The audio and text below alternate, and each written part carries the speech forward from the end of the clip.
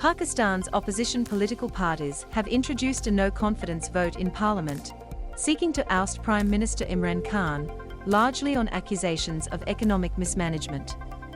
The bid to remove Mr. Khan was boosted on Wednesday, local time, when a key ally of the government said it had reached a pact with the opposition and then quit Mr. Khan's ruling coalition.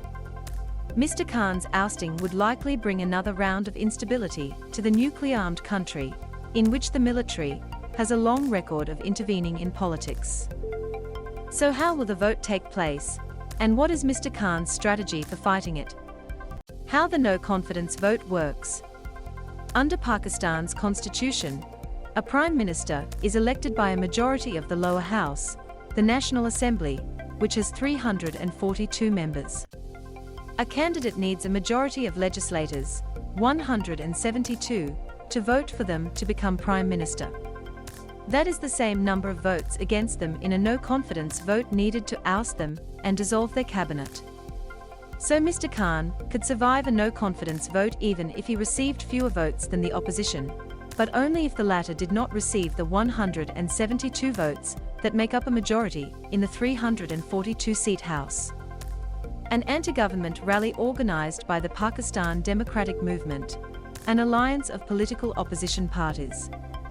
When will the vote likely be? Opposition parties filed their no-confidence motion in early March, and it was presented and tabled before Pakistan's National Assembly on Monday, local time. The Speaker of the National Assembly has to carry out the vote no sooner than 3 days and no later than 7 days after the motion is tabled. This means the earliest that vote can happen is Thursday, local time. The latest, by most accounts, is Monday, local time. Is the vote likely to be close? Mr. Khan faces a tight vote. He became Prime Minister after his party, the Pakistan Tehreek-e-Insaf, won the most seats in the 2018 general elections. However, the PTI did not have a simple majority by itself and had to form a coalition with other parties.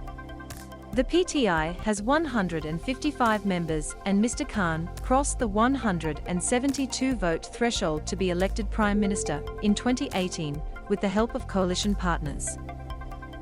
That coalition has increased its numbers over the past 3 years. Supporters of Prime Minister Imran Khan came out to support him in Islamabad last weekend.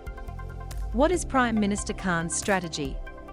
Mr. Khan has ordered all PTI legislators to remain absent from the assembly on the day of the vote, to mitigate any chance of dissidents secretly supporting the motion to remove him.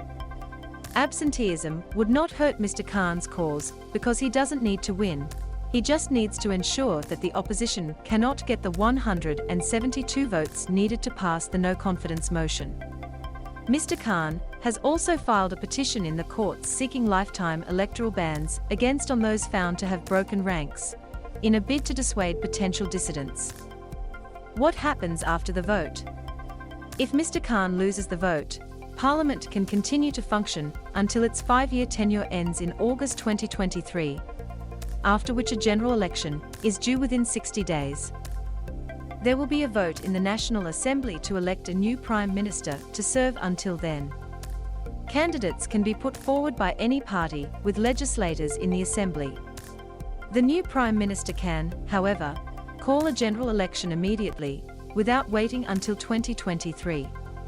Some constitutional analysts say the Assembly can be dissolved and a general election held if no candidate can secure a majority of votes to become Prime Minister.